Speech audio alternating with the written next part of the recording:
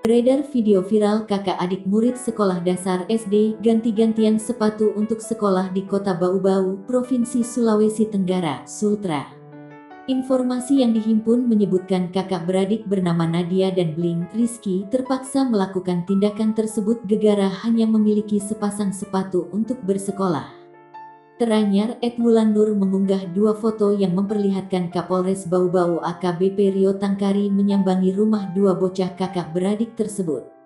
Dalam kunjungan itu, AKBP Rio memberikan bantuan sepatu baru, seragam, hingga perlengkapan sekolah kepada dua bocah murid SD itu. Dalam unggahan foto itu, tampak AKBP Rio memeluk Nadia sedangkan sang adik berada di sampingnya. Dua perempuan pun terlihat menangis dan salah satunya menyeka matanya. Sedangkan, dalam foto lainnya AKBP Rio menunjukkan sepatu baru di depan Nadia dan sang adik. Video viral yang diunggah itu pun menuai pujian warganet, tak sedikit mengaku terharu bahkan menangis menonton video tersebut.